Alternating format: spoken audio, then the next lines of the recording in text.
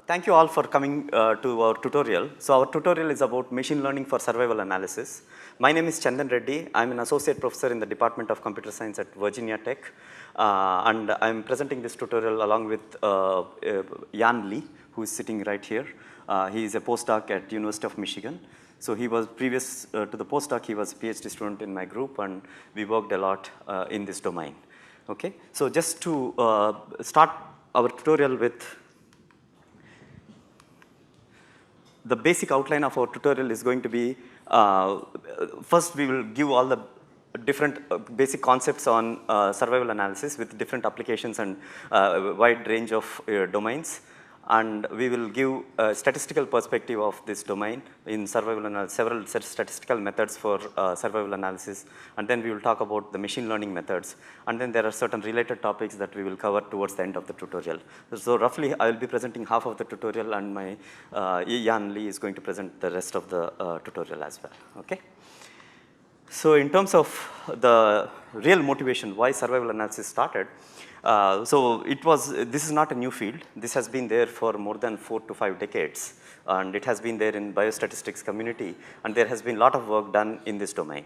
Okay? So the idea behind this is essentially if we try to build an event prediction model using a lot of digital data, a lot of historical data that is available to us, right? So for example, if you take a healthcare application, we have medical records and we have different kinds of data that is available, including demographics, labs, procedures, and a lot of other entities that are typically collected in a hospital, right? So using all this data, one would like to make a decision about what is the risk of this patient? When is he going to be readmitted? If I discharge him today, what is the risk that he's going to get the disease again, right? So there are a lot of decisions that need to be made, and the doctor wants to get a very good idea about the risk of the patient, and of course this is going to improve the patient's health care as well as reduce the cost of health if we make the wise decisions, because you are not expecting the patient to come back to the hospital, right? So the problem here is we would like to know at the time of discharge what is the likelihood that the patient is going to come back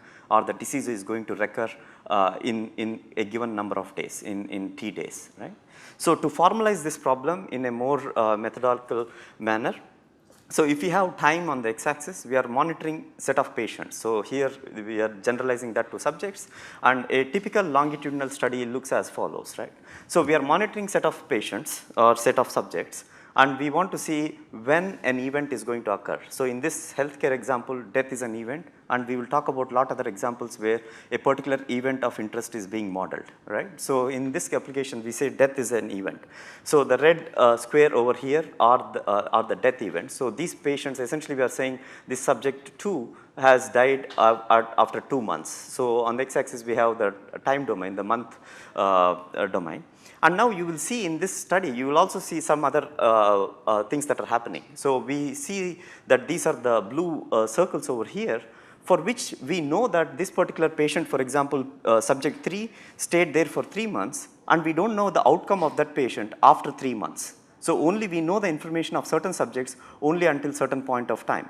This can happen because people might leave the study, they don't want to pursue, they don't want to be monitored, they may change hospitals, and after which we cannot monitor that patient anymore, or they just don't want to be part of this entire event prediction thing, right? For all wide variety of reasons, so they are called withdrawn from the study. For wide variety of reasons, these people have dropped out of the study. So these dropouts are considered to be censored.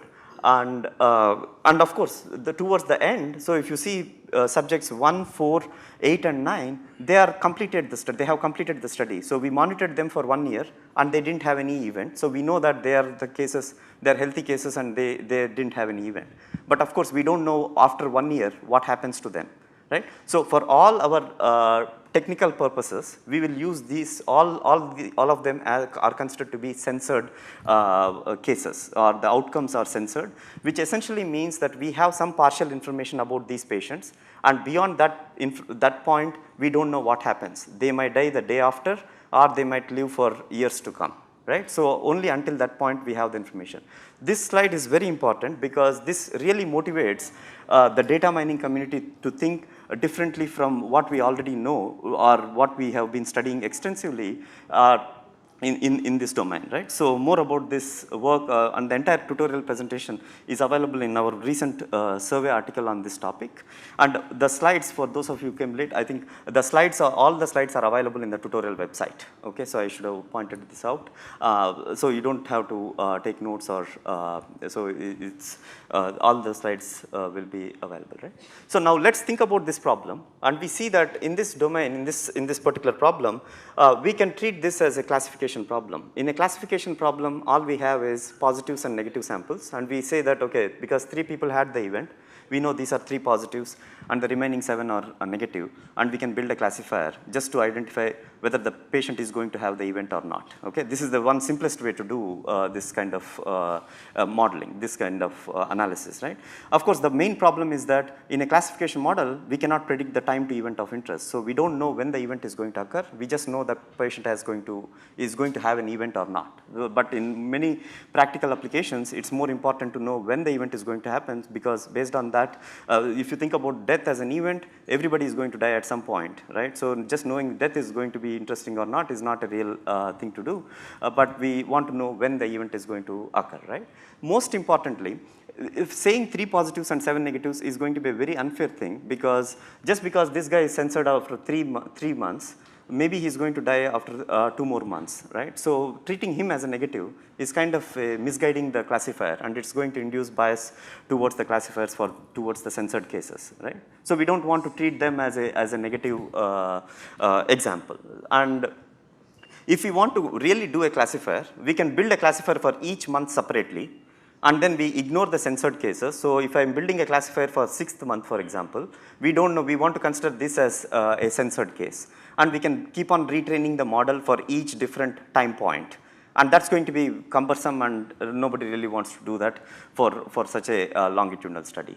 And I should also mention that this particular yellow thing over here is referring to other events. So for example, if my goal is to identify death of a patient because of heart failure, and if that patient died because of some other reason like asthma or some other disease, then he is also considered as censored for the purpose of building a model for heart failure death prediction model, right? So I just want to mention that. So all these cases are going to be considered censored depending on the problem of interest, depending on the model that you really want to build, okay? Now, the obvious thing to think about is to treat this as a regression problem, right? So regression is really perfect scenario for this. It can predict a continuous variable. The outcome is a continuous variable, and you are trying to build a regression model to estimate what time, when the event is going to occur. The problem with such models is that in a regression model, you really want to give the outcome variable. The y is my outcome variable, and that is available only for 3 cases here. So if you are training a regression model, you really need to give y for each of the cases. And when you are giving that y variable, you can give only for the subjects 2, 5, and 10. And for the remaining cases, you really don't know what y you should be giving, because this is censored. So now you can think of this whole problem as a combination of classification and regression techniques. So you have some good things about regression in the sense that you can get the continuous time to event that you can predict. But because of the lack of training data, you can also try to build a better training data if you can incorporate the censored cases. So we are trying to gain the best of both worlds, right? So we are trying to get the negative positive concepts from classification and trying to predict the continuous variables from regression. We are trying to combine the advantages of both of them, right? So that is the main essence of what we are trying to do. In other words, what we are basically trying to leverage is the fact that if I say the patient 4 had some feature vector, so he had some variables, some labs, procedures, and so on, and using that information, if I don't train a regression model, if I don't say to the regression model that using these features seem to be good, and for 1 year study, he never had an event, that says something to the regression model.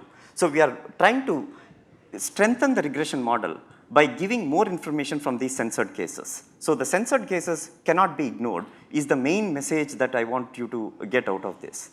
right? So, by combining the power of kind of classification ideas into the regression model, we build this censored regression. So, this is called censored regression model, for which survival analysis is the main techniques that are available. So, this will be our problem setting, and we will precisely define this. We will talk about other applications, and then we will delve into the methodologies coming from both statistics perspective and the machine learning perspective. Okay, so that will be our outline. So, in terms of the problem statement, just like our regression problem, we have x and y. We have the feature vector x, and we have the variable y, outcome variable that we want to build.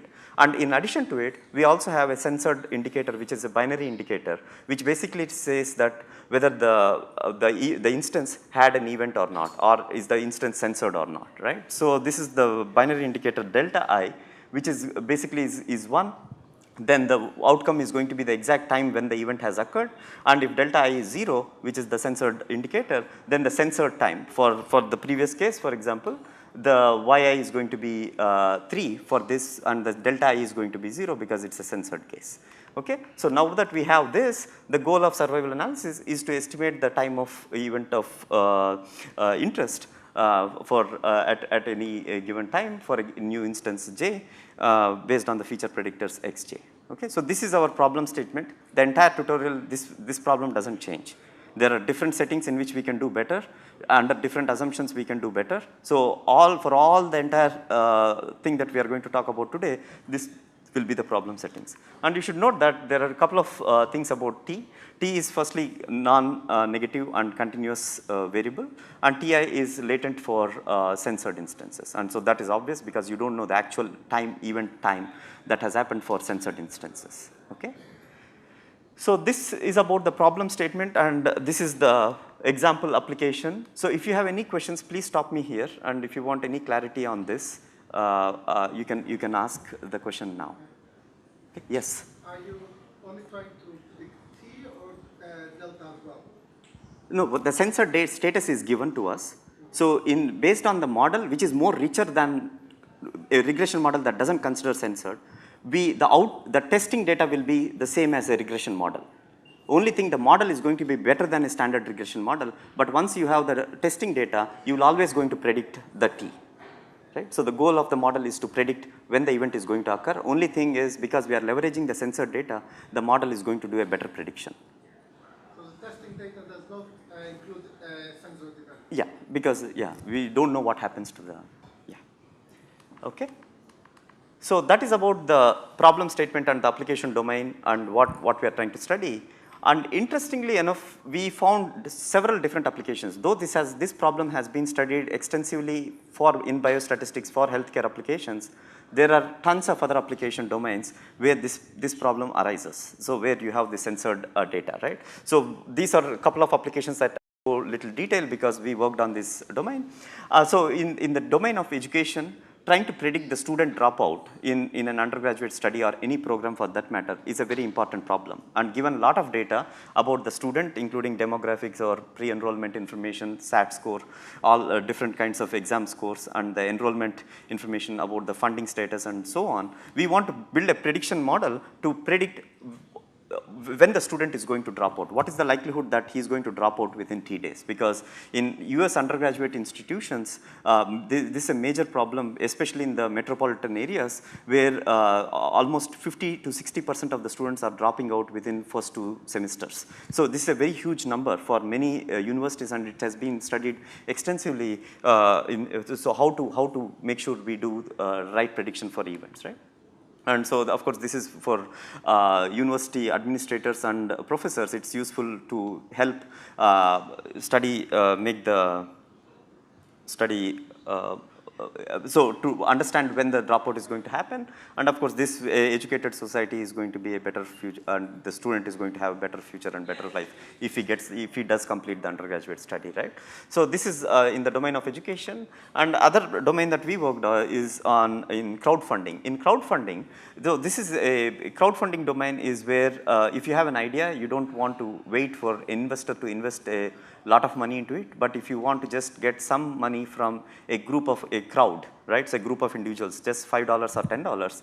You want to fund your idea and then make it successful, right? So this is the idea of Kickstarter, GoFundMe, a lot of other crowdfunding websites. So we worked on in this domain. So basically the idea is that in Kickstarter, for example, when we had almost 50,000 projects, half of them become successful and half of them are failing, right? So what do you mean by success? You have an idea, you want to get money, and so you say in 30 days I need to get $10,000, and you post the idea, you send this to all your friends and their friends and so on, and you publicize it in different blogs, and you try to get the money. If you on 30th day, if you are still at 9,000, for example, and you didn't reach the 10,000 mark, it's considered to be a failed project, which means you don't get any money from any crowd and the crowd doesn't lose any money, right? So this is the problem setting.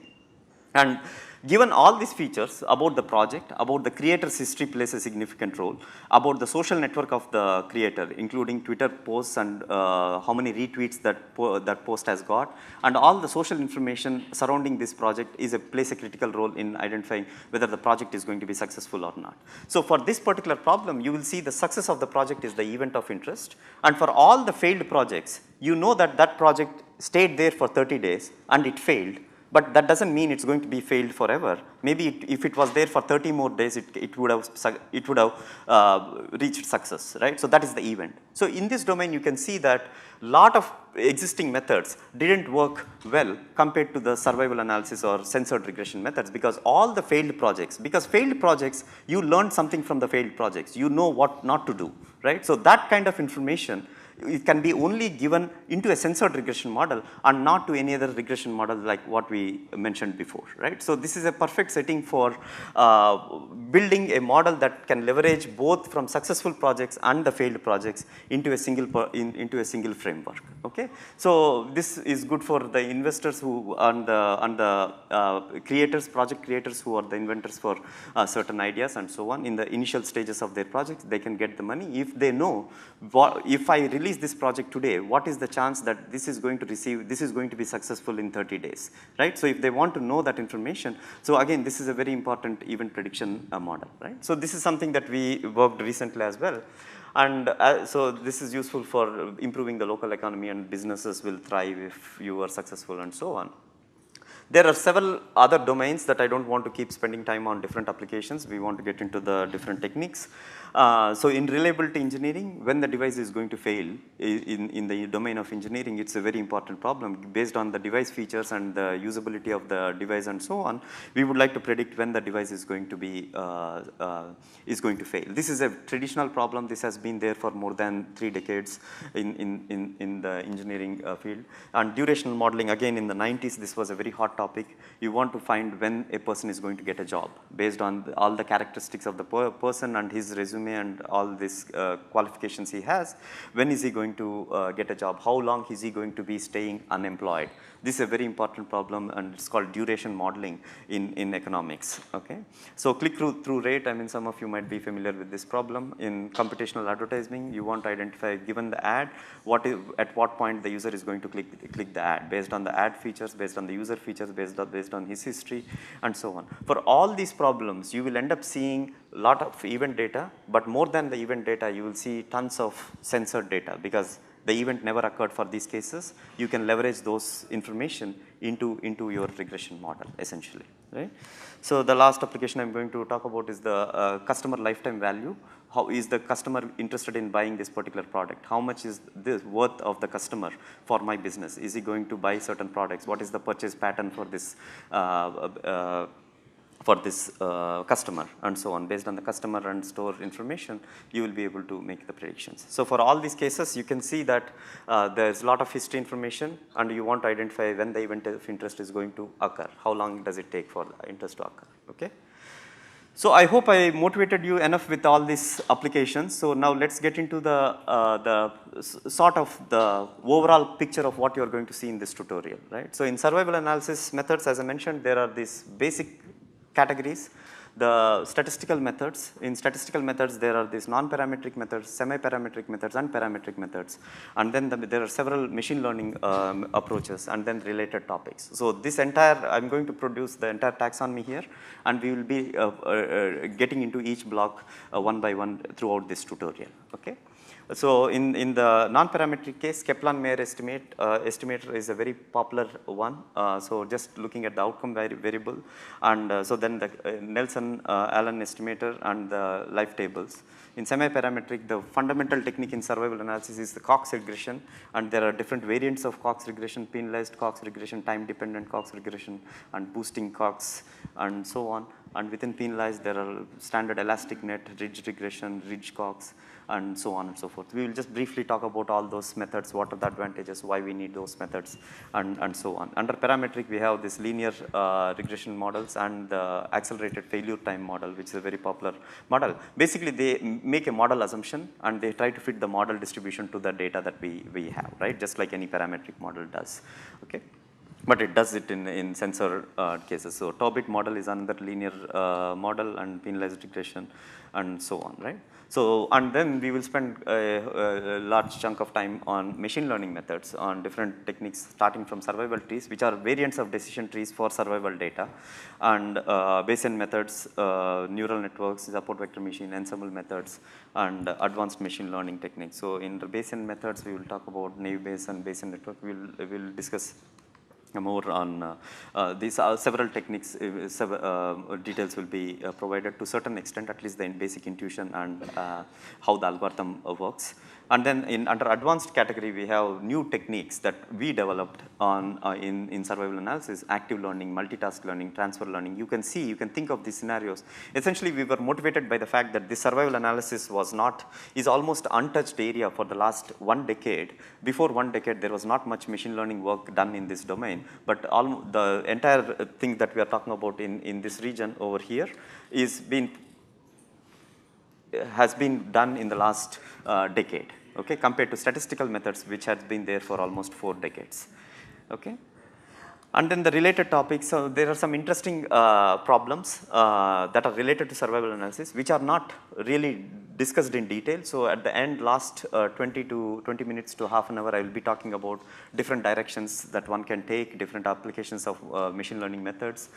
So under this, early prediction is a very important problem, and the data transformation, different data transformation. So this is an area where instead of building the models, let's try to transform the data so that it's more amenable for this applying survival analysis method. So this is the data transformation methods that sometimes do well under certain conditions and certain assumptions, and more complex events, not just having one event, but there are multiple events called either competing risks model or the recurrent event models, okay.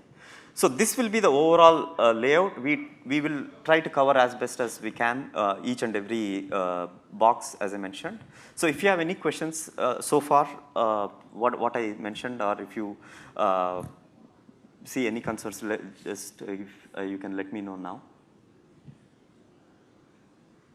So this is the overall layout. As I mentioned, we provided this in the tutorial site as well. We will our survey article covers about each topic, and even the slides, at least 1 or 2 slides will be there about for each of the boxes that I'm showing here, okay. And you will see some papers are very well cited, studied very heavily, and some techniques are not studied lightly. So the more emphasis we are giving is based on how popular the methods are during the time that I'm spending on each topic, okay. And some of the things, especially down here at the end, the yellow region over there, there is some basic work, but there are a lot of opportunities for one to explore under more complex scenarios. So I will spend some time on what kind of possible directions that one can take in this domain, okay. Any questions? Okay. Okay, so let's go to the statistical methods. So let's start defining some basic concepts in survival analysis. So one of the main important concepts is the survival function. So the survival function basically is the probability that the instance can survive beyond a certain time point t, right? So this S of t is a very important function, and you can see from the picture the S of t is essentially the probability that the instance is going to survive beyond a certain time point, right? So you can see that 1 minus S of t is going to be is called the cumulative density function, which is basically this particular area over here. Okay. And then there are these other definitions, depth density function, which is the differential of the cumulative density function. And the most important function in this is the hazard function. Hazard function is the probability that the event occurs given at time point t, given that the instance has survived until t. So we know that the instance has survived until t. So what is the probability that the event occurs at that point t? So this is the hazard function of that particular instance. Okay. So I'm just showing the equations, but don't be just confused with the equations, or don't feel that this is not just for reference sake. I'm putting the equations over there, and if you want, we can discuss offline about the details. For most of the methods, I do have some equations, but that shouldn't scare you from basic idea and the main intuition of the methods that I'm talking about. So most of my discussion, or Jan's discussion, is going to be about the high level ideas. We still will have some equations, but we won't get into all the details of the equations, because I feel the main purpose of the tutorial is to motivate you to work in this domain rather than getting into all the details of this domain. But as I mentioned, the survey article provides all the details of the equations and so on. Okay. Okay, so before we get into the methodologies and different techniques, let's talk about how do we evaluate such models, right? So we would like to see how to evaluate. So one of the main metrics that people often use to evaluate is C index. C index is the concordance index. This is essentially not just trying to predict the exact time, but the order of instances for which the events are going to happen. So we will spend quite some time, at least 3-4 slides, on this particular concept, because this is the most important metric, right? So if you talk about survival analysis, C index is the widely used metric that everyone has to understand. So we will spend quite some time. And there are other metrics that are not as popular as C index. So there are Breyer score and mean absolute error, which are quite easy to follow. So we will talk about that. So let's spend time on C index. So concordant index, as I mentioned, is a rank order statistics. For those of you who worked in information retrieval domain for ranking algorithms, this is very similar to how that works. Okay. So essentially, you have testing data. You know the events what occurred in the testing data. If Ti and Tj are the times of events for instance I and instance j, and if Ti is less than Tj and you predicted it correctly, then it's called a concordant pair, right? So the concordant and discordant pair. Essentially, you look at, if I have 10 instances, I have a picture explaining that. If I have n number of instances, I'm looking at all pairwise combinations of instances and how accurately you did in your prediction model. Did you predict Ti to be less than Tj in your model, right? So all pairwise rankings, you are trying to see how many mistakes you made and how many correctly you did. The correct ones are called concordant pairs, and the mistakes you made are called the discordant pairs. Okay, and this C index measures, and obviously if the ordering, the event ordering in the test data, you match exactly the event ordering in your result, then the concordant index, the C index, is going to be 1. Okay, so that is the highest possible value, and if nothing really matches, C index is going to be 0. Okay.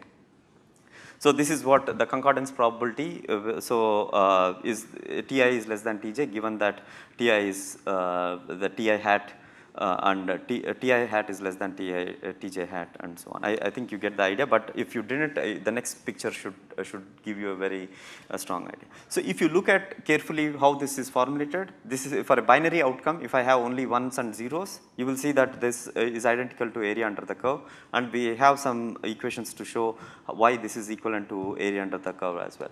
But for if you just look at this particular example, you get what I'm trying to say here. So let's say if all of them are uncensored, so you will see that we have 5 cases here. So essentially we have 5 instances, and we are sorting them based on the event time in the actual ground truth test data, right? So in the test data we have 5 instances. We are trying to see how well your model did. Okay. So now what we are trying to do is when you sort the instances, you know for instance 1, the event has happened before the event for event 2 and event 3 and so on. So you are sorting these instances based on when the event has occurred. So that is what this picture is showing, right? And assuming you don't have any censored data, I have no idea why. If you don't have any censored data, that's the left hand side case, you now have 5C2 combinations. So if you have n instances, nC2 possible pairs that you really want to evaluate. So how many, so in this case we have 10 possible combinations that you have to see how, whether you preserved that ranking. So we know y1 and y2, y1 happened before y2. According to your model, your event prediction model, did your event prediction model say y1 has happened before y2, right? So you have the real values and you have the estimated values and you are trying to do the comparison, right? Of course, when the test data has censored cases, then it becomes little more tricky because you don't have all possible cases, right? So because if, for example, here the red ones are the censored, the black ones are the event has happened. Now if y2 is the censored time, y4 is the censored time, y2 is happening before y4 doesn't mean the actual event has happened before y4, right? So because if it is censored, you won't be able to do all possible comparisons, right? So for censored data, that is the main reason why C-index is so popular, because it takes into account only the pairwise combinations, and if there is a censored data at any time t, and if there is an event that happens after t, then you won't be able to do any pairwise comparison, because for the censored at t, you don't know when the real event has happened. So we won't be able to make the comparison. So now you will see that the possible pairwise comparisons are far lesser than, because for any censored case, you won't be able to do the comparison for the remaining instance. So for these possible pairs, for which I can definitely say that this ordering should have been preserved, I now evaluate my model's result. Remember, my model is not going to tell whether the event is censored or not, but my model is going to give any regression, any censored regression model is going to give the event time for all the instances, right? So we want to predict for each instance only for the remaining cases, remaining possible scenarios over here. We are trying to predict when the event is going to, the order of which event is going to occur, is it being preserved in the ground truth or not? Okay, so that is the main idea of C-index, where we are trying to identify how many rank orders have been preserved, how many instances ordering has been preserved in the model. Okay, so now you can see you are essentially trying to count in this particular case. In the censored regression model, if you really have the exact time that you are estimating, like in parametric models, we get the exact time that you are estimating. We are essentially trying to count. So if you see the summation, the total number of possible pairs that you are trying to compare, and the actual, if yi is less than yj, how many times did you predict that s of yj is greater than s of yi? So how many correct predictions did you make, right? So in the Cox proportional hazard model, which we will discuss in detail, we will see that the hazard rate of one individual is higher than the hazard rate of the other individual, then the event is going to occur earlier, right? So now you can also transform this metric for the Cox proportional hazard model as well. Okay, so that is the main idea of the C-index metric and how to evaluate based on C-index. If you are interested in more details, you will see that this C-index is nothing but a weighted average of the area under the curve. So this is also called as, there are a lot of papers that discuss C-index as time dependent AUC. What these equations are all telling is, if I have, so at a given time point, if you just put a cutoff mark and you have zeros and ones, you have the probability values, you know how to get the AUC. Essentially, you are trying to sort the probability values, and as long as it's zeros and ones, you are trying to get at any given time point, you have the AUC value, right? So what C-index is doing is, you measure AUC at every given time point, okay?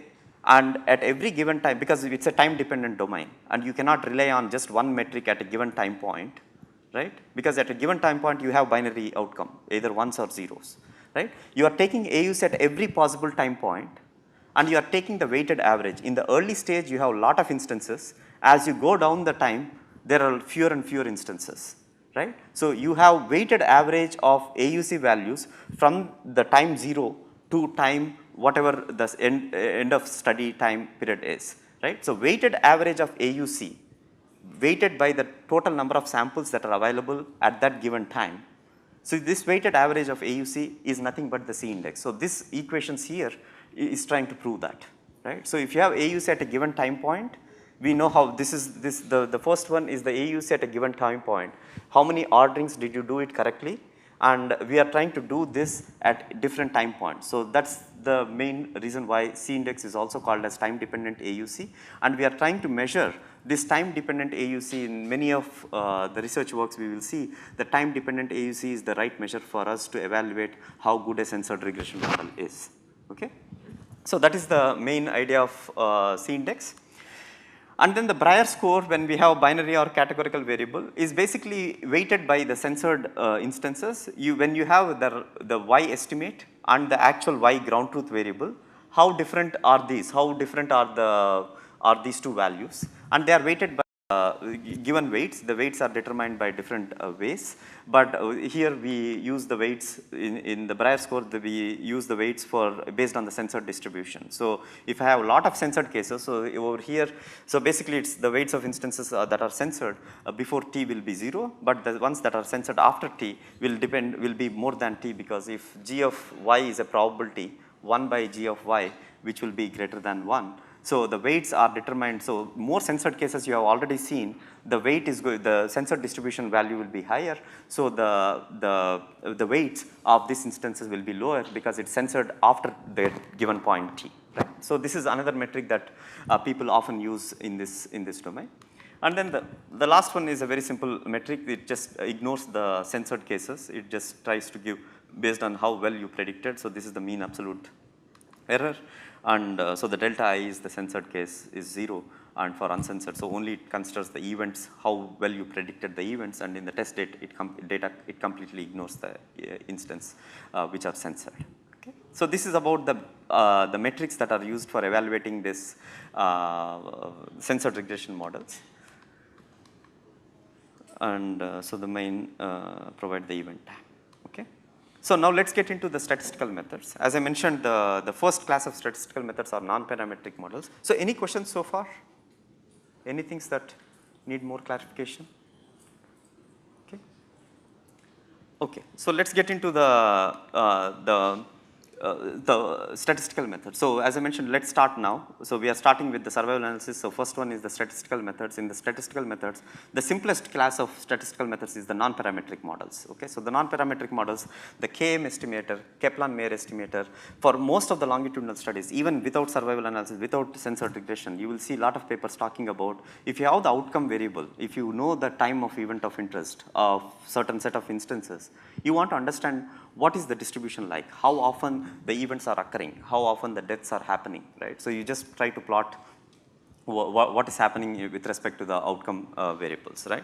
So this is what the Kaplan Meier estimate does, right? So essentially it tries to estimate the survival function non-parametrically without any model. So it doesn't have anything to do with the feature space. It just takes the outcome variable, the outcomes, the event values, and it tries to plot. And this is how the plot works, right? So essentially this is useful when, I mean, if you really want to get into the details here, DJ is the number of deaths, number of events that have happened in that particular time frame. So you take unique time points. I think it's important that I mention these things. So given the time domain, you take all the unique time points where the events have occurred, and that is what T1 to Tk is referring to here, right? And DJ is the number of events that are happening within this Tj time frame, right? So at every given time point, DJ is the number of, so D is standing for death, and in general case it's the event time, number of events that occurred in this time, right? And in this, within this time, how many events have been censored? That is Ci, right? And we often use what is called as risk set. Risk set is until this time, we have some events and some censored already. And all the remaining people who potentially can have events in the future, right? So at this point, at a given time point, risk set is all the people who didn't have an event and who are not censored are considered to be the risk set. They are at risk of having an event at any given time, right? The word risk is referring to the death. So obviously in the death case, it's the risky patient, right, if they are having the risk. So that's why we have this R.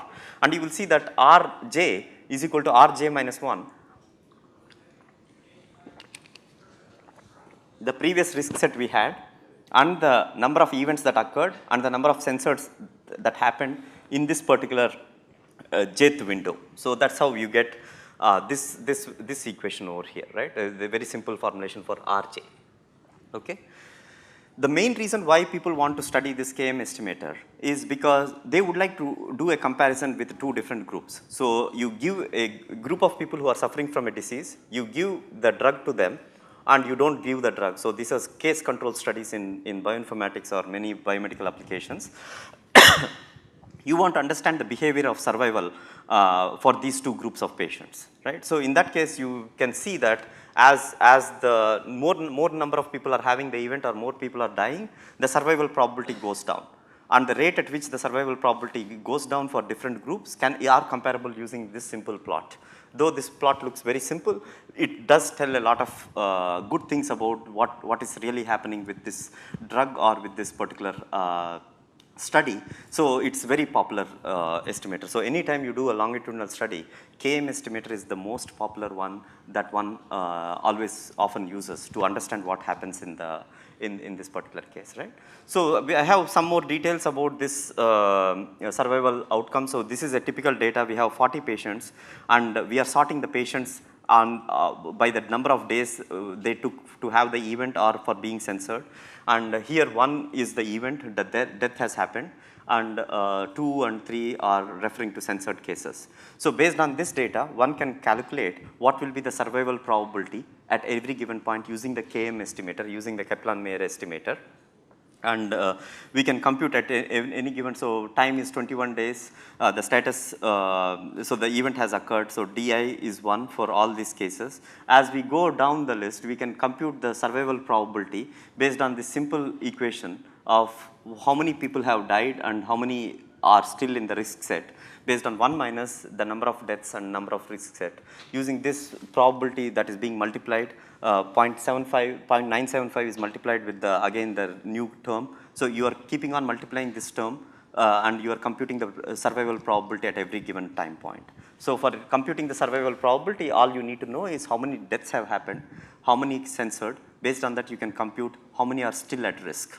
Right? Once you compute these 3 quantities, you can now compute the survival probability, and you can generate a curve like this for all the 40 patients that I have shown in the previous slide, right? Of course, when it is censored, you don't have to compute, because remember, the unique time points are the time points where the event has happened.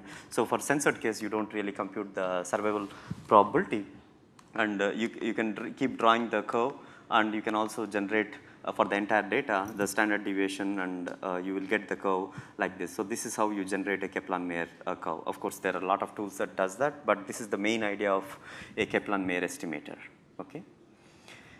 Because this is a very simple model. I mean, it is intuitive, but it is popular, but it's simple to just look at the outcome variable, and it doesn't take into account the feature space. For data miners, it's not very interesting, because we have a lot more models, semi-parametric and parametric models, where we do leverage all the features and try to predict the outcome variables, right? In this space, there is also something called NA estimator, Nelson-Allen estimator. The only difference from NA estimator and the KM estimator is that instead of plotting the survival probability, one plots the hazard probability, right? So you will see that the hazard function and survival function are related to each other, like what I mentioned a few slides back.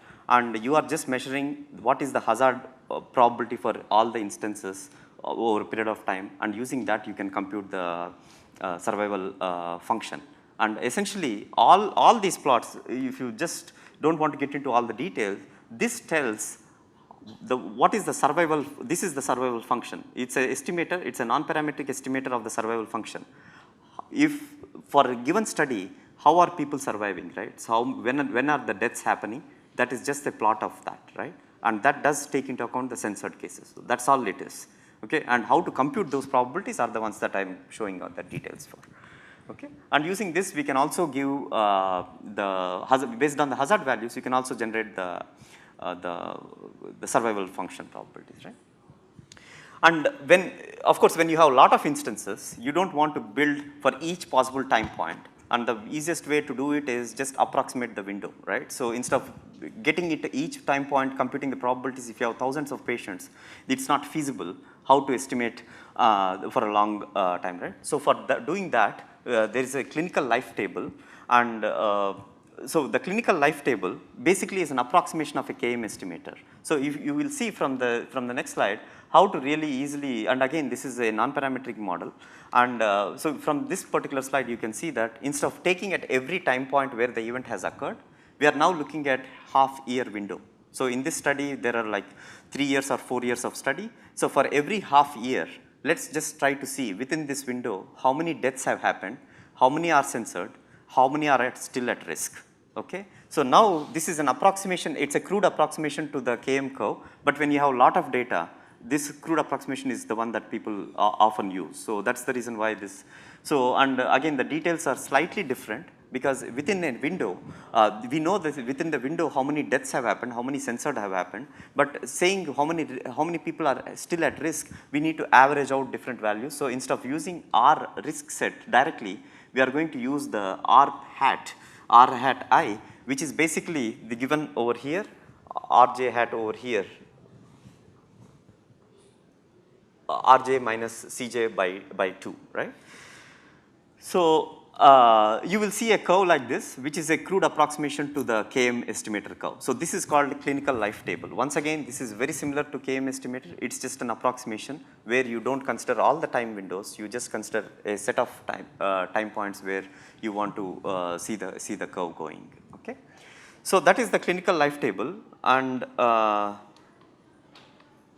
so now let's get into the semi-parametric model. So any questions on the parametric, non-parametric? As I mentioned, this people use this just to plot this survival function, because it's a very easy way to understand what the survival function is, but you cannot really predict anything out of it, right? So it's just for a better understanding, right?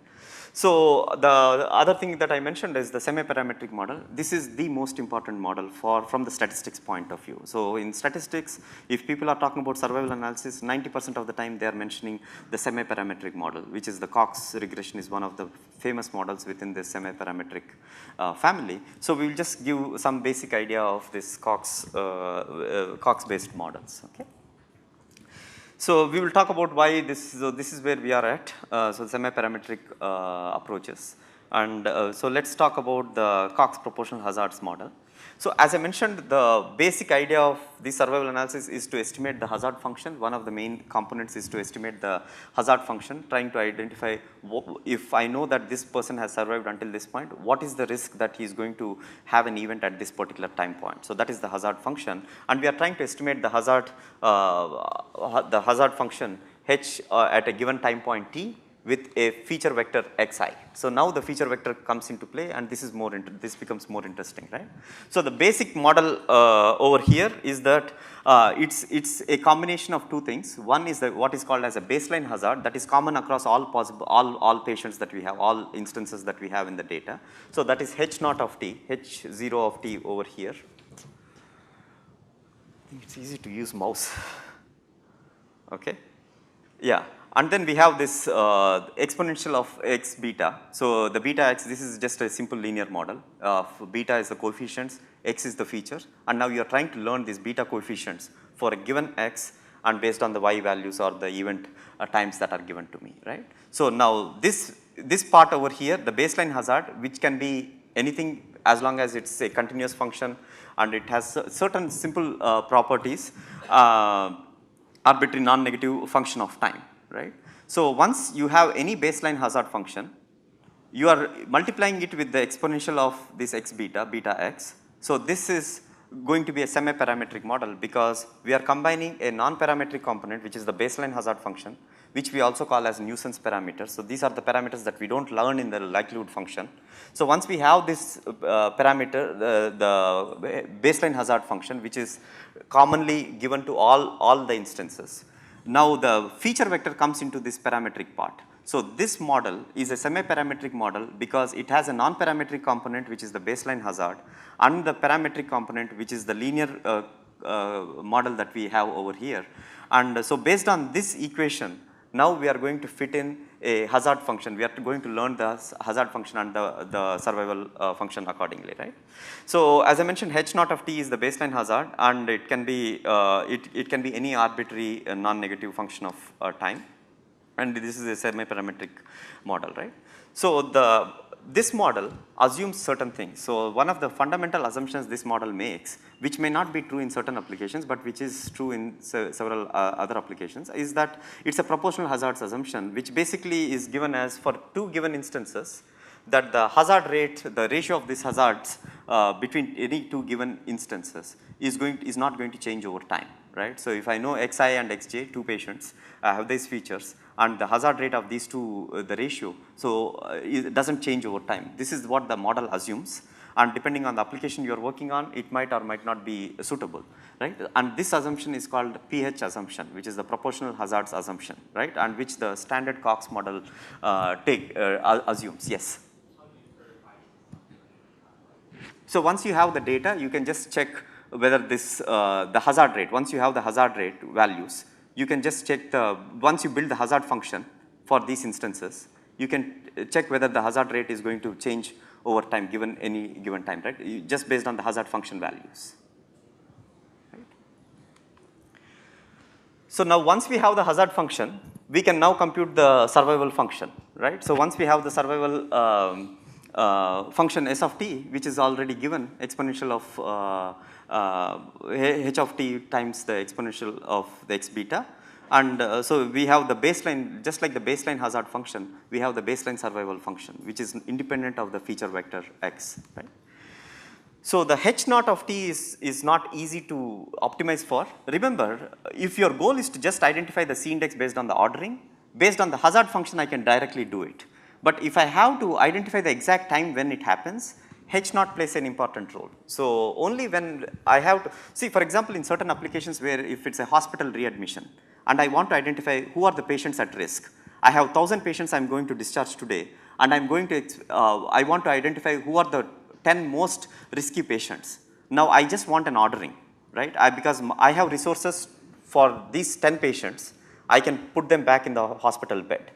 The remaining 90 patients, I will send a nurse to home, right? And the remaining 900 patients, I just make a phone call to remind them, okay, you should be on you need to be taking your medications, right?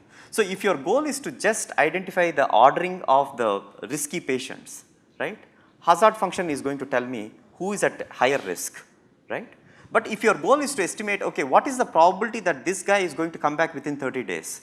Or this patient is risky and he is going to have event at 15th day, right? If you want to estimate the exact time at which the event is going to happen, then you need the baseline hazard function, right? Because baseline hazard function, without the baseline hazard function, the actual equation is not complete and you won't be estimating the actual time when the event is going to occur, right? So that is a key distinction that one has to understand. So for that we have lot of different ways to estimate the baseline hazard function. Because remember, the x beta is a very standard thing. It's a linear regression model, there's nothing fancy about it, and so on. Just the baseline estimator, one of the most popular estimators, if you are interested to get into this domain, is a Breslow estimator. So basically, there is a lot of theory why Breslow estimator does the optimal way based on the likelihood function. It does maximize certain properties for the baseline hazard function, and so we can give this baseline hazard function if you have nothing to do and there's nothing to lose when you use the Breslow estimator, right? So that is, if you don't know anything about the baseline hazard, you want to do a decent job of estimating the exact time the event is happening, then the Breslow estimator is a good estimator to begin with, right? And this is the equation for the estimator, which I don't want to get into the details because there are a couple of other slides I have for the optimization of Cox.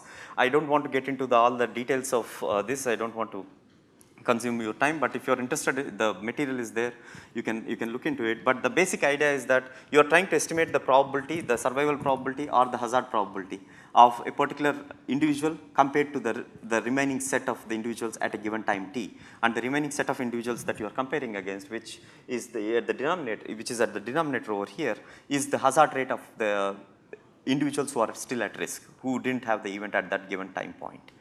Okay. So these are the same thing, risk set t every given time point, just like the Kaplan Meier estimator. We have different time points where we are trying to sort which of the instances are going to have the events and so on, right? And based on this, the Cox in 1972, you can see this is quite old work. And so based on this, we can estimate given a likelihood function. Now all you need to do is just, it's like a regression problem. You're trying to find what are the betas, right? H is given, X is given, right? So you, based on X, you can give the H naught. And now to estimate the hazard, all you need to do is just learn betas, just like in any regression model. So there is nothing fancy about it. But one thing I just need to let you know is that this likelihood function, delta J, so over here, delta J equal to 1, then it does contribute to the conditional probability value, right? So for all the instances, so this is product of individual instances conditional probability. The conditional probability is nothing but the risk, the hazard of the individual divided by the hazard of the risk set. You are taking the conditional probability and multiplying for all instances because you are assuming the IID condition here, right? So that is how you design a likelihood function for any given data. So once you have this product, only the components where the instances are not censored are contributing to this particular likelihood function. And that's why this is called a partial likelihood function, because not all instances are contributing, only the instances where the event has occurred is contributing, right? But for each component, you will see that the risk set over here, so in the denominator, the risk set over here does have the censored information. So in this likelihood function, even though the censored instances are not contributing directly into the likelihood function, indirectly you are including the censored information through this denominator where you have the risk set, right? So the risk set does include all the censored information as well. So this is the very important distinction in why one considers this as a semi-parametric model, and why do we need a partial likelihood function as opposed to a complete or a full likelihood function that is often done in any standard model like EM algorithm or any other methods, right?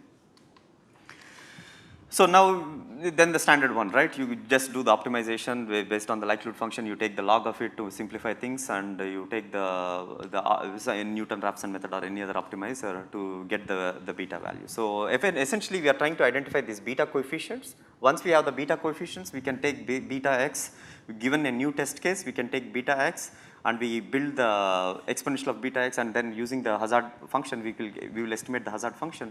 Based on the hazard function and the Breslow estimator, we will be able to get the survival probability as well, right? So that is the basic idea of how Cox works.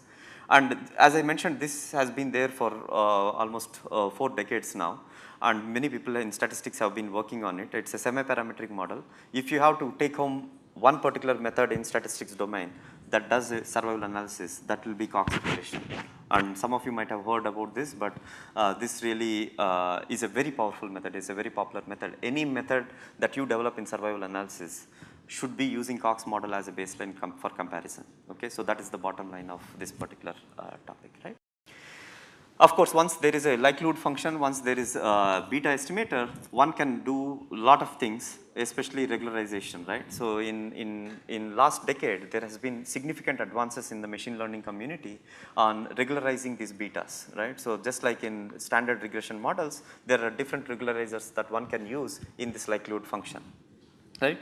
The standard ones are the lasso. So every time we have lasso method, lasso Cox, ridge Cox, elastic net Cox, and so on and so forth. So all we are trying to do is this L of beta, likelihood function where you are trying to learn the parameters beta. We are regularizing them so that you don't have the overfitting and other standard issues that we often study in our textbooks for how do we get the right beta so that we avoid overfitting and so on, right? So elastic net, adaptive lasso, adaptive elastic net, different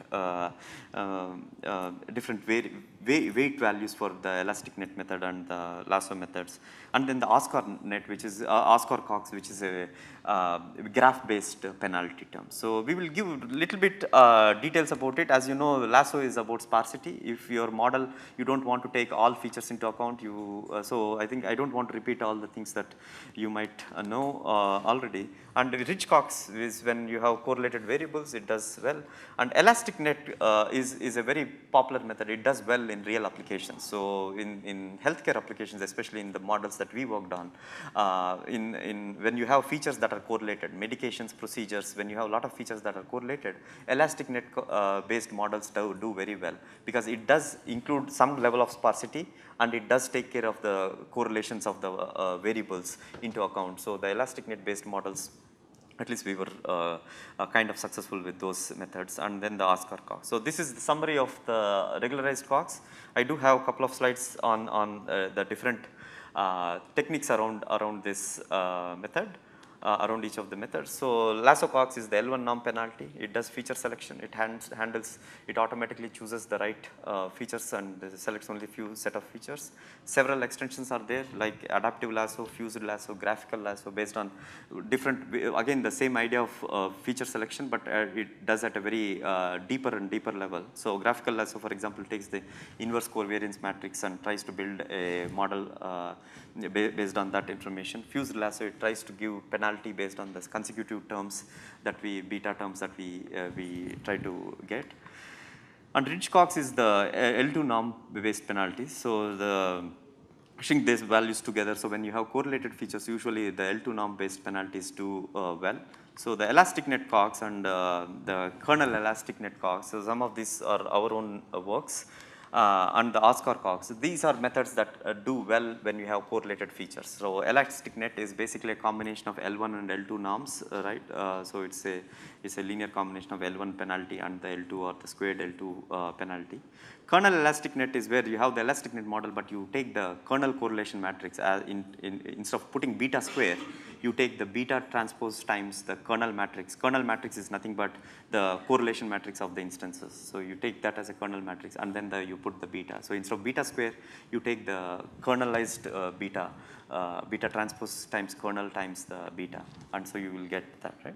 Oscar Cox is a little more advanced method where you try to identify the correlations. Even though these methods handle correlations, one of the drawbacks of these methods is that if two variables are correlated, the beta values necessarily might not be the same, right? So if two variables, the beta values that you get corresponding to these features, if two variables are highly correlated, then the beta values should be in the same range, right? So Oscar Cox is a graph-based method. Essentially what it does is it tries to build a feature graph. Feature graph is trying to estimate how similar two features are. So you can think of this as each feature is a node, and based on the feature similarity, which you can compute by the feature vectors, right? Two vectors, you can identify how similar two features are. The feature similarity is the edge between the graph, right? And now you can sparsify this graph and you can use this as a penalty term. So this T is the sparsified feature similarity graph. And you can use this within the lasso term. And this basically enforces, it ensures that the two features, if they are correlated, the beta coefficient values that these two features get will be of similar range, right? So that is very important in a model, not only to do well when you have correlated features, but the feature coefficient values should be similar when you have the correlated feature set, right?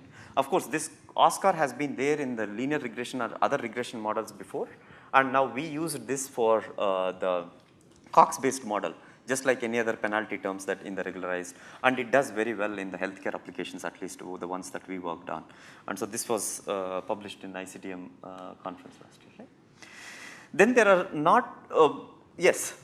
Why should you care if the beta coefficients? Because of the stability. When you do the testing, even if you have a very small testing set, the robustness of the model is better when you have the beta coefficients that are very similar in value, similar in range, right? Because if you test on a very limited test set, you might do well here, but it is not guaranteed. So the standard deviation of these models will be very high. This is just with respect to the standard deviation and the robustness of the model when you have limited test data. Okay. And then in the bioinformatics domain, there are some works in learning the beta values. So in terms of using the gradient boosting approaches to learn these beta coefficients. So it's called Cox boost method. Not very popular, but it's an interesting way to learn these beta coefficients. Instead of doing the likelihood way of estimating the coefficients, one can also use the gradient boosting based methods. I don't want to talk too much about this because the more popular boosting based method is going to be discussed by Jan later in the course. But all I wanted to say here is that these Cox beta coefficients in Cox can also be learned using the boosting approach using gradient based boosting. You can do component wise boosting, which means you iterate. So if you take a maximum likelihood estimator, you are learning all the beta coefficients at every iteration. So here in component wise boosting, you are taking individual betas, just like in boosting model, you're trying to fit the model, you try to see which one is the best and you're trying to pick that for your next iteration and so on. So instead of doing individual component-wise boosting, which might be slow, they can also do in a group like a batch mode boosting approach. So trying to identify this set of instances or this set of beta values where you can get a better fit for the model, and each iteration you just try to group this model, right?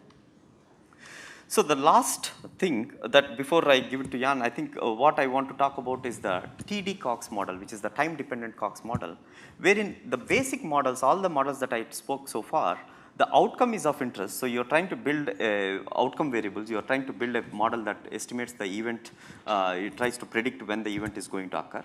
And but in reality, you also have some in the domains, even in data mining community, it's getting more attention now. There are something called static features and something are dynamic features. So in this is a more complex setting where you have data that is changing over time. You are collecting data, you are collecting features, and the values are changing over time. When you have more this richer data in this in the standard Cox model, you are giving this x, you are assuming this x values don't change, right? So in some of these variables, so now you can extend this Cox model, and you can say that for this in this extended feature space, some variables are a function of time. As the time changes, these variable values change, and some values are independent of time, like what we saw just before, right? So all we saw so far has been on static features. So there are these time dependent Cox models where you are extending the Cox model for incorporating the time dependent features.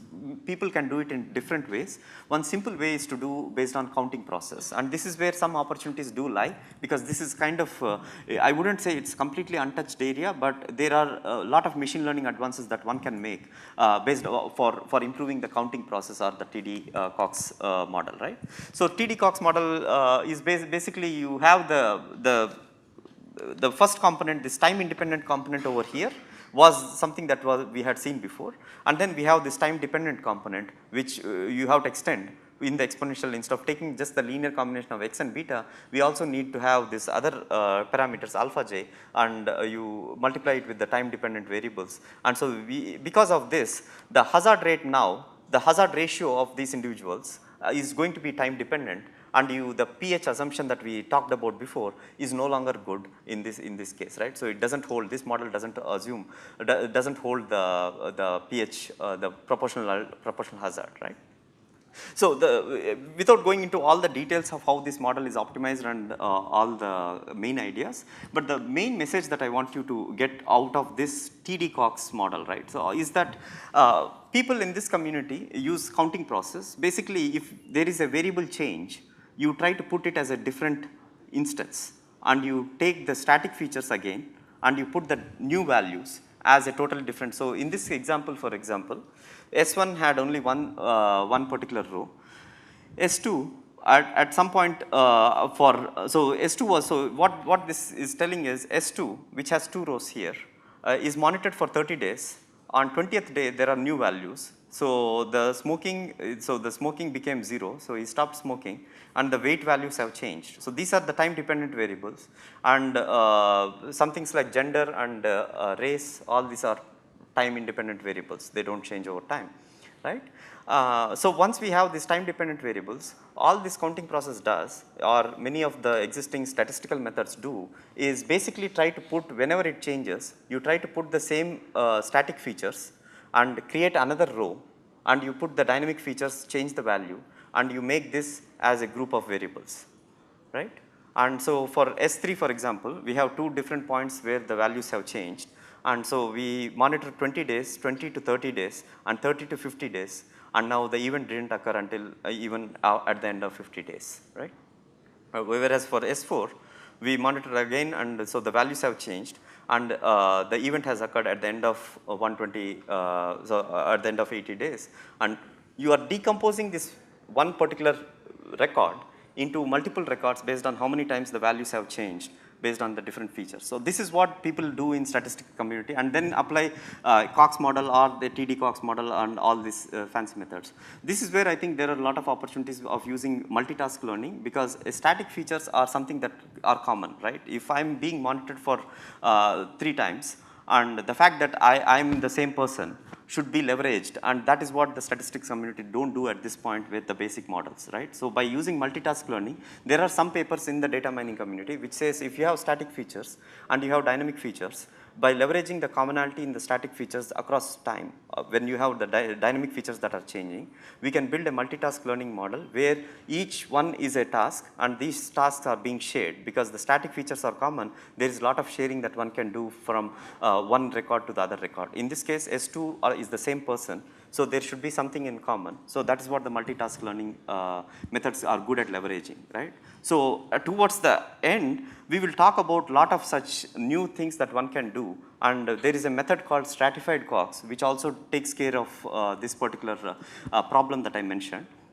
And so we will discuss about other things as well. So now I will give it to Jan, who will continue with the parametric methods. And before I do, if you have any questions until the first two groups of methods, please feel free to ask me, because Jan is going to take over, and then he's going to cover the parametric models and little bit about Bayesian methods. Then we will go for a coffee break at 3 o'clock. And when we come back, he is going to finish off all the machine learning methods. And last half an hour, I'm going to talk about the related topics and future opportunities that we have in this domain. Okay, so that will be the outline of the tutorial. And if you have any questions so far, whatever I said, in terms of the basic idea of survival analysis applications and the metrics used for evaluation and the parametric and the non-parametric and the semi-parametric methods, feel free to ask me now. Good afternoon, everyone. I'm Yang Li, currently working at University of Michigan as a postdoc research fellow at the Department of Computational Medicine and Bioinformatics. In previous sections, Dr. Reddy already introduced some basic idea of survival analysis and some non-parametric and semi-parametric methods. And now in this section, I will present some parametric statistical methods for survival analysis. Typically, this kind of methods is known as parametric censored regression. It is built based on both the event density function and the survival function. Well, let's see, this black line corresponds to the density function, which is the rate of event per unit time. Therefore, for the uncensored instances, we know when it exactly happens. So we know the survival time, right? So at that particular time, this density function should have a large value. Therefore, we can use this multiplication of this density function to represent the joint probability of the uncensored instances. However, for censored instances, we don't know when the event will happen, but we know that it for sure will happen after the censored time, but not before. So we can use the survival probability to represent the, which is a probability that the event does not happen up to the time t. Let's say if yi here is the censored time, then this blue area will correspond to the survival time. So for the censored instances at censored time, this blue area should be close to 1. Therefore, we can use the multiplication of this survival function to represent the joint probability of the censored instances. And taking account of both scenarios, we can build the final likelihood functions. Where the first part takes into account of uncensored instances, and second part takes into account of censored instances. We can say that different from the proportional Hazard model, that build a partially likelihood function, but here we consider all the instances. So that's what we call the likelihood function. And usually we will assume there's a linear relationship between the target values and the feature vectors. And we can say that the bias here follows a particular distribution. It does not We know that in the ordinary least square, it's used a normal distribution, but here it can be any kind of distributions for the bias. So it's a generalized linear model. Besides that, as a target value, it can both equals are supposed to be equal to the survival time, or it can be equal to the logarithm of survival time. When it equals to the survival time, this is a linear model, and when it is equal to the logarithm of survival time, then we call this the accelerated failure time model, which is an important branch in the parametric sensor regression. After some simple calculations, we can rewrite this this likelihood function based on the bias term, and to learning the model, we can just calculate the negative log likelihood function. Of course, it will contain two parts, which encode the information of uncensored instances and encode the information of right censored instances. To optimize this, we usually commonly used methods is use second-order Taylor expansion to rewriting this as a related least square. We can say this part is a related least square corresponds to the fetch and to the beta, where the later part is a constant term, does not depend on the beta. So in the optimization, it can be ignored. We can say to calculate this related least square, one has to calculate the first order derivative and the second order derivative corresponds to the of the negative log likelihood functions. And these two equations actually share a constant forms corresponds to the density function, first order derivative, second order derivative of the density function, and the cumulative density function. And that means once the formulation of these four functions are known, then we can easily use a chain rule to calculate the building components of this related least square.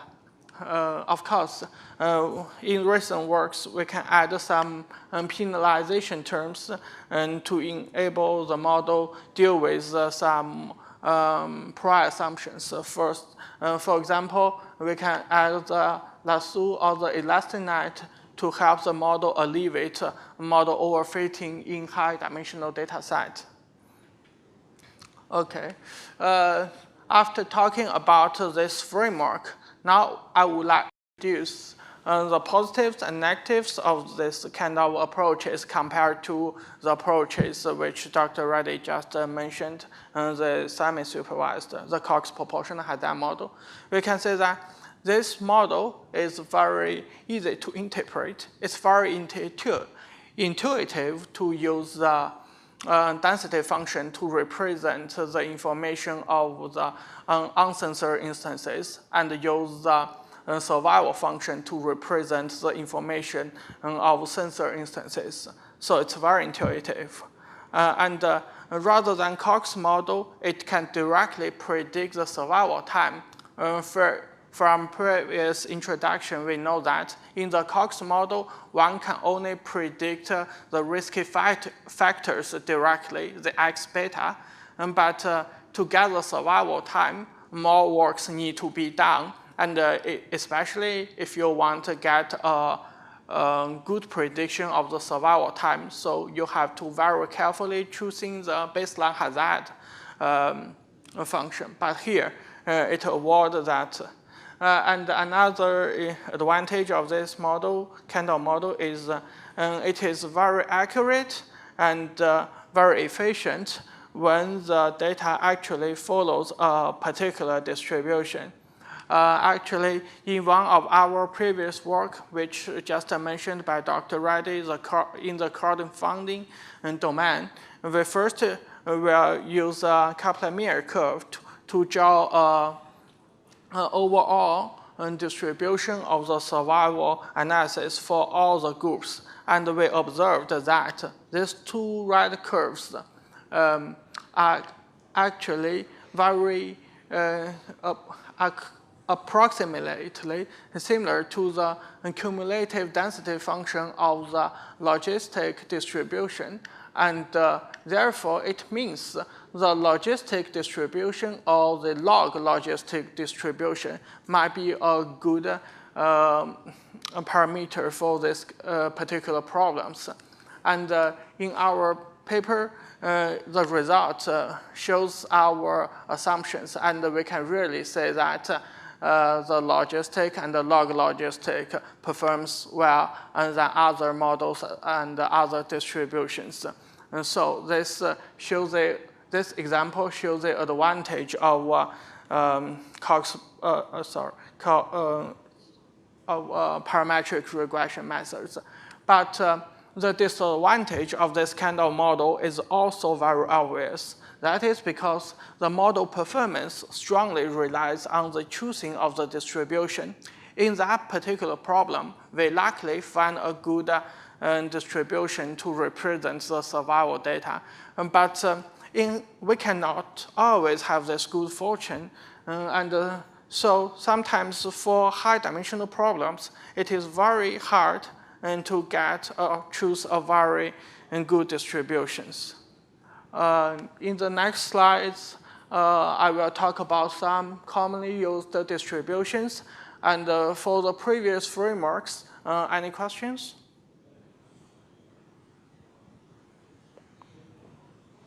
Okay, now I will talk about some commonly used distributions in the parametric sensor regression.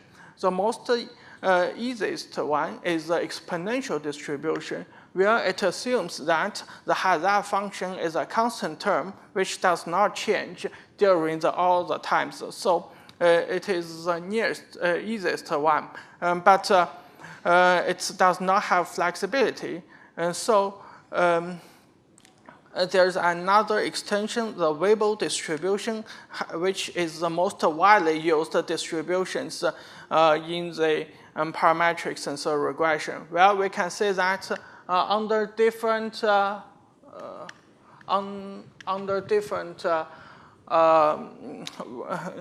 parameters, the hazard function will change within the times.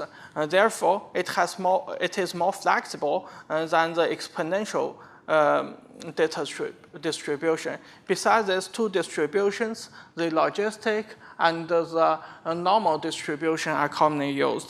The logistic, which I used in the previous example, and the normal distribution is important because in the honor list square, we assume the bias follows the normal distribution.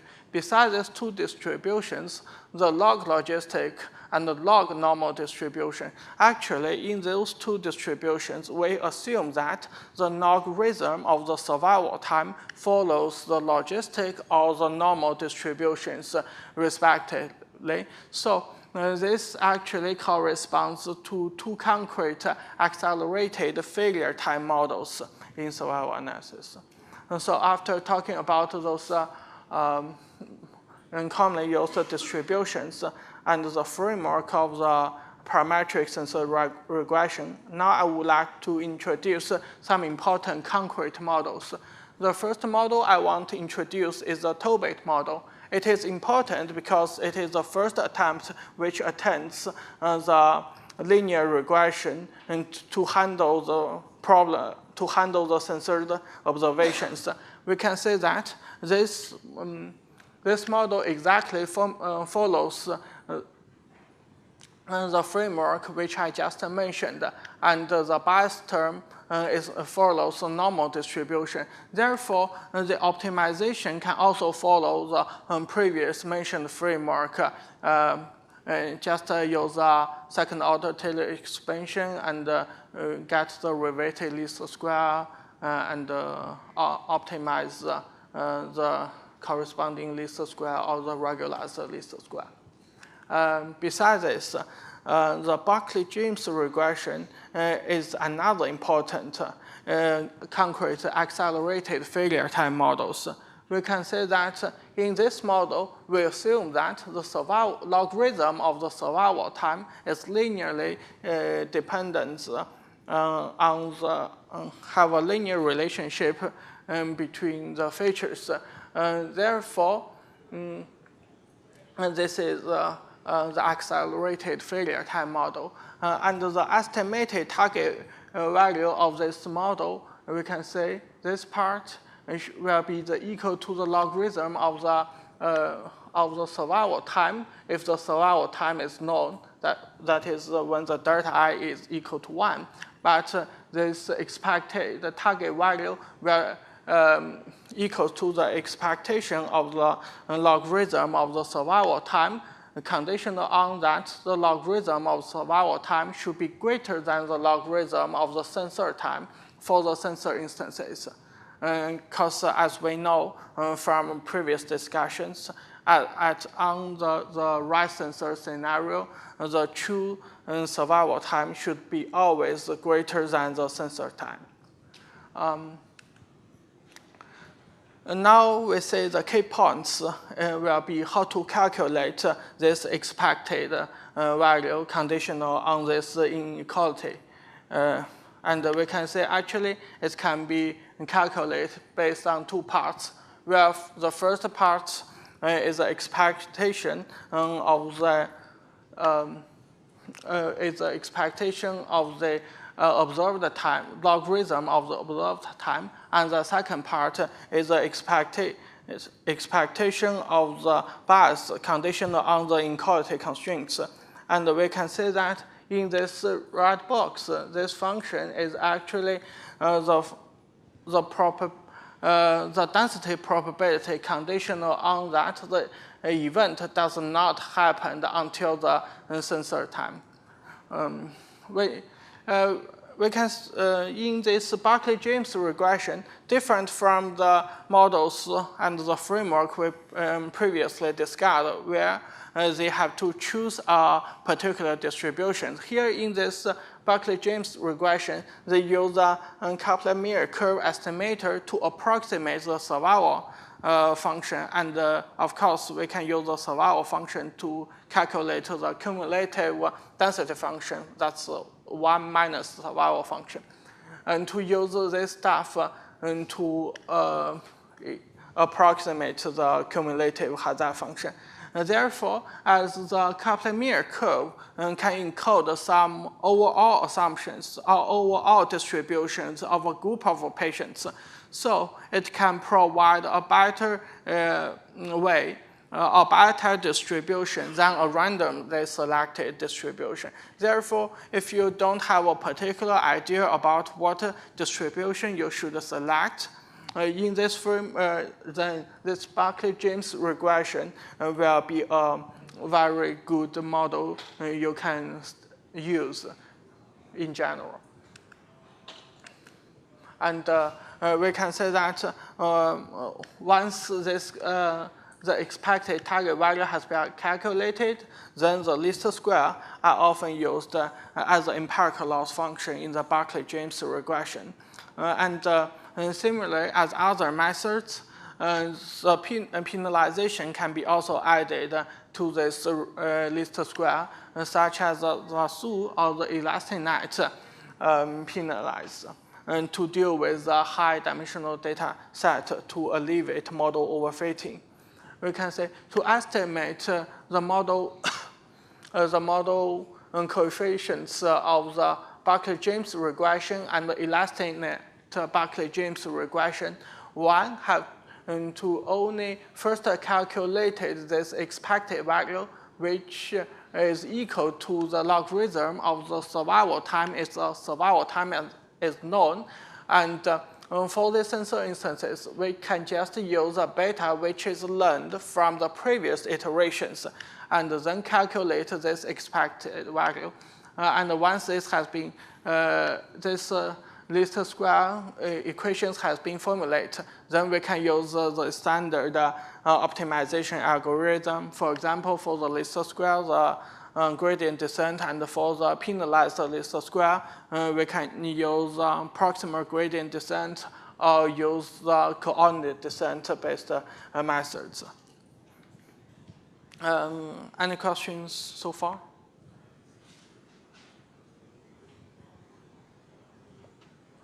Okay, let me jump to the third model I would like to introduce.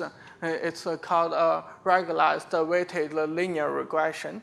And in these problems, it's very different from the previous frameworks we discussed, where in previous framework we use the density function to encode the information of uncensored instances and use survival function to encode the information of censored instances. But here we use a weight to encode the property of the right censored instances. That is, for the right censored instances, we don't know when the event will happen, but we know it will happen after the corresponding censored time, but not before.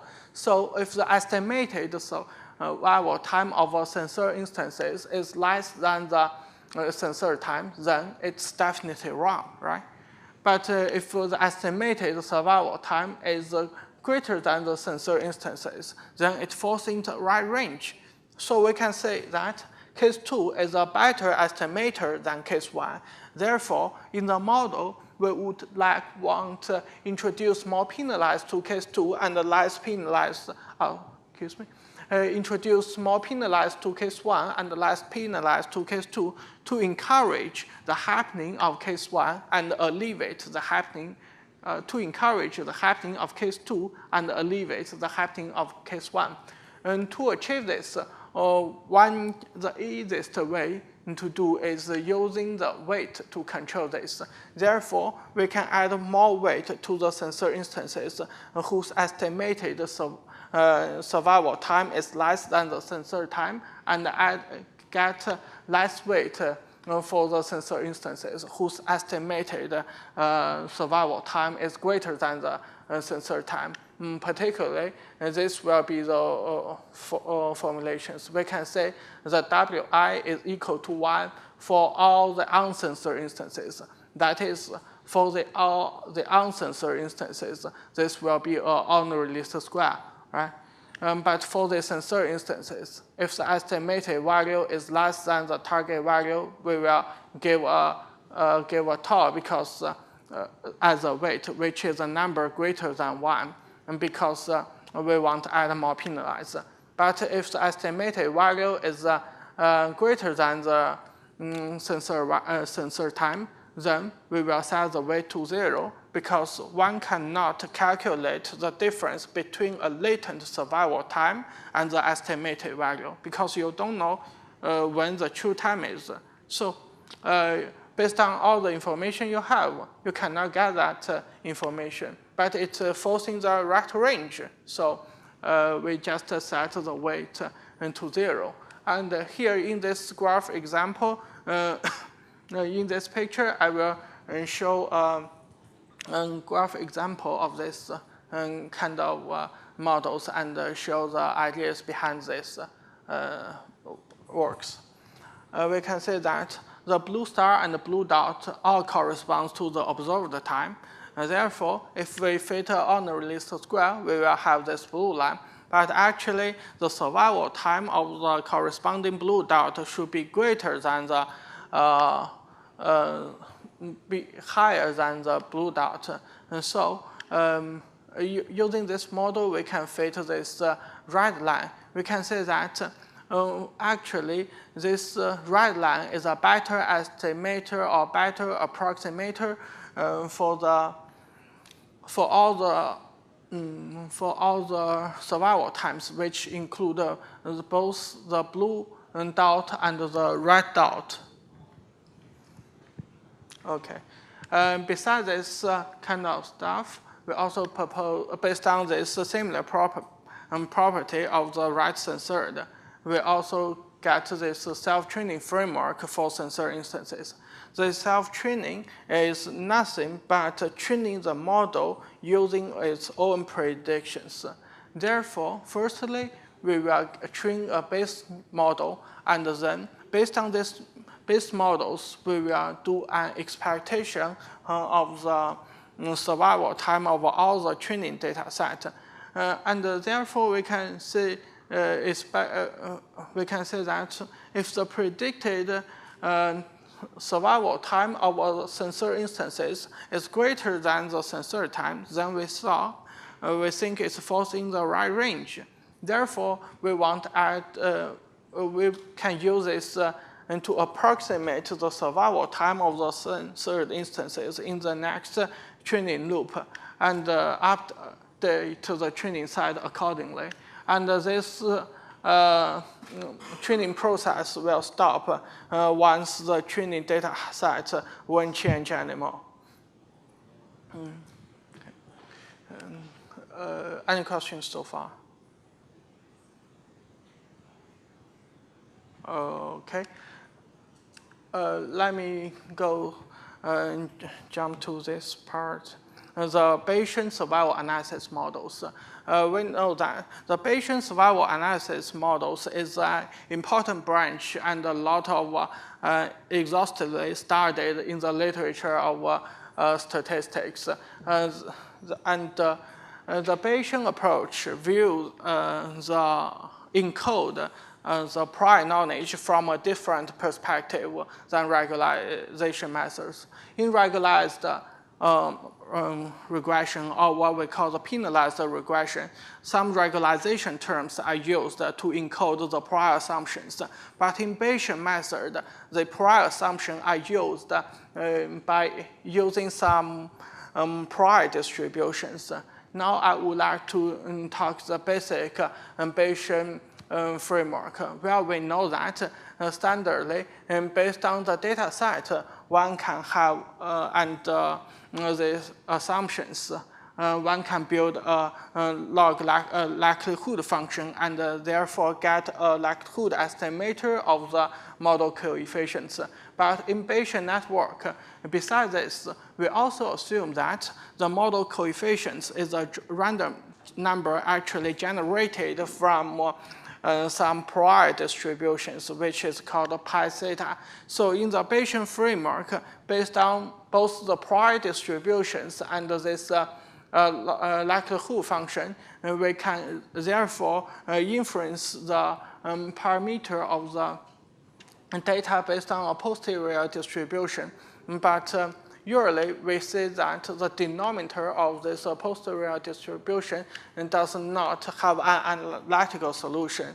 And so it requires some computational methods to sampling from those posterior distribution and as well as approximate the denominator. And the most commonly used sampling methods in Bayesian framework is the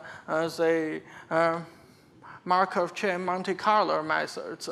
And once all those coefficients has been learned, then we can estimate it based on those equations, posterior distributions. There are a bunch of works of Bayesian survival analysis, and as time limit is, I will just introduce some of them. As I mentioned previously, that under this Bayesian framework, the prior assumptions are actually encoded while some prior distributions of the coefficients. For example, the Laplace distribution can be used as a prior distribution to approximate and to achieve a similar way as the lasso regressions in the penalized regression. Therefore, in this paper, the authors use this Laplace distribution combined with a Cox model to achieve a Bayesian variable selection methods for this Cox proportional hazard model. And similarly, based on this mixture representation of the Laplace distribution, the fused lasso or the group lasso can also be encoded based on similar framework. Therefore, this kind of structured penalized structure regressions can also be achieved while this Bayesian framework. And besides the Cox proportional hazard model, this Bayesian framework has also been applied in this parametric methods, and especially for the accelerated failure time models. And besides this, there are a lot of other literatures in this domains. And now I would want to introduce something about recent work, which is based on this Bayesian framework. It's a deep generative model for the survival analysis. This is still under this Bayesian framework. And the good thing of this model is because it can easily handle both missing data and model the survival times. We usually think in the context of the electronic healthcare records, there will be a lot of missing data. So in this model, this will have this latent variable, which assumed can be generated from the deep exponential family network. As the deep exponential family network is a multi-layer probability method, which therefore it has enough flexibility to model both the complex relationship between of the latent structure in the coefficients, all the variables, and it can also use to model the survival times. Therefore, this is a deep generative model for survival analysis. Specifically, we can say that, just as I mentioned before, they assume that those feature matrix can be drawn from prior distributions based on this output of this deep learning framework. And they also think, based on the output of the deep learning framework, they can get this survival function, survival time, which are assumed follow the Weibull distributions. And therefore, once all of these parameters has been learned, then we can build a model, and once the feature has new samples has comes with a feature vector X, we can therefore predict the survival time via the posterior predictive distributions. And this is the end of this parametric sensor regression, and this is the end of all the statistic models for the survival analysis. Please feel free to ask any related questions.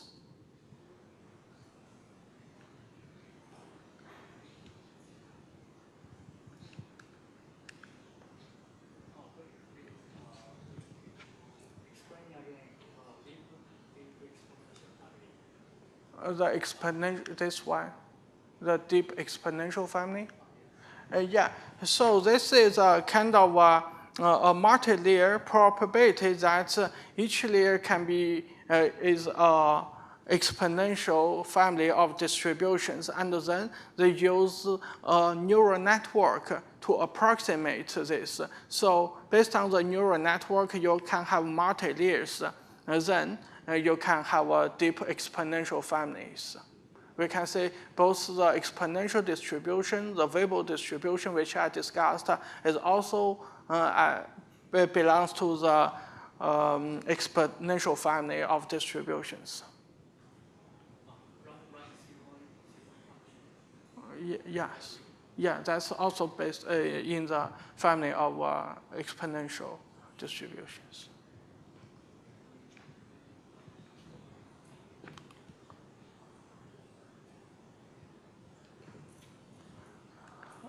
Any more questions regarding this part? And if no, then let's have a survival tree. Okay, okay. Because we have 10 more minutes to copy there to discuss only the survival.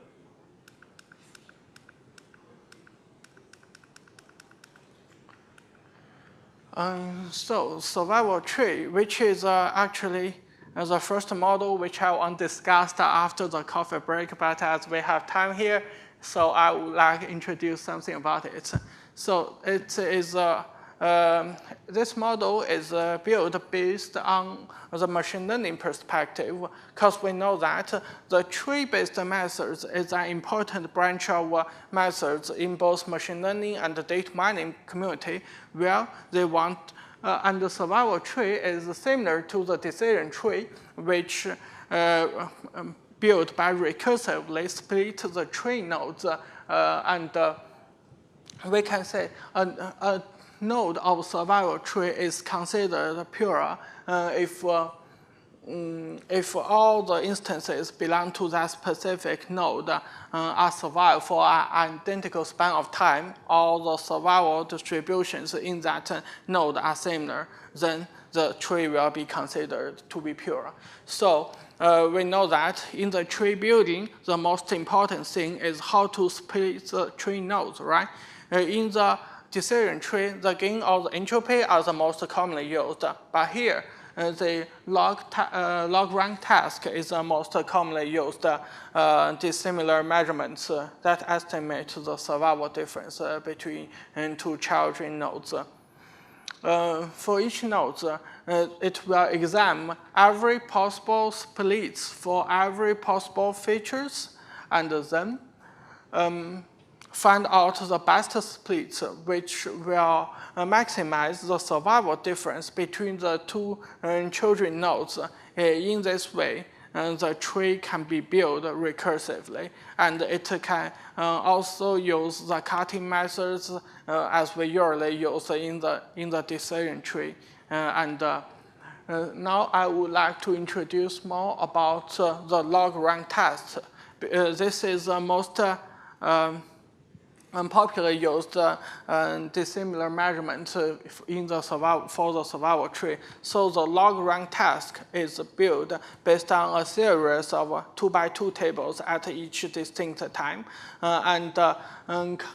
it will comparing the death rate between the two groups conditional on the number of risks in the one group.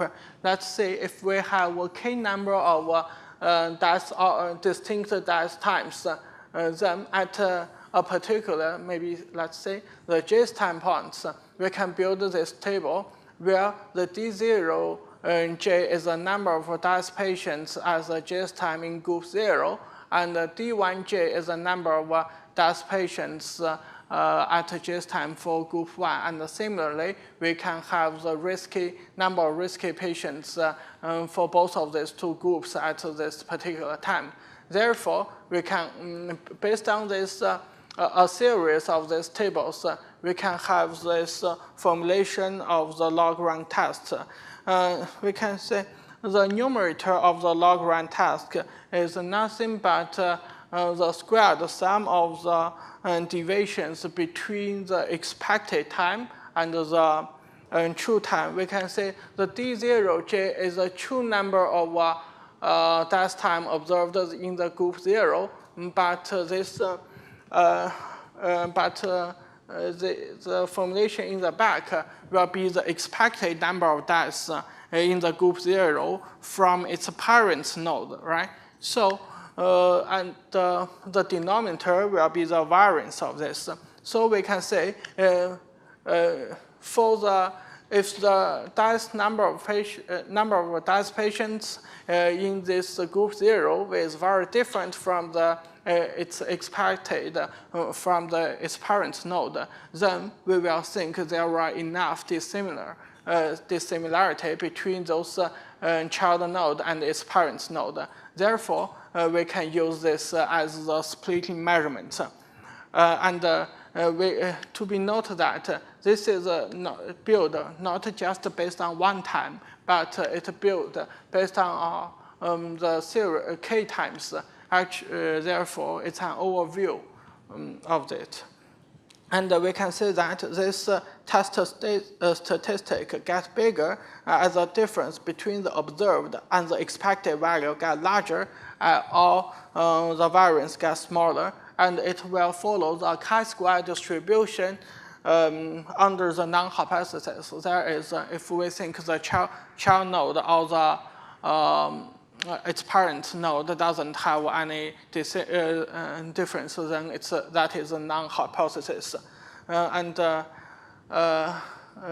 think I will end this presentation now for this part of sections. And in the later sections, after the coffee break, I would like to welcome back to listen about some tree ensemble based methods and some more machine learning based methods which will cover the support vector regression based methods and the ranking based methods, the neural network and deep learning based methods, and some advanced machine learning based methods such as the multitask learning based methods, transfer learning methods for survival analysis, and active learning methods for survival analysis. I would like to introduce them in the after coffee break, and welcome back.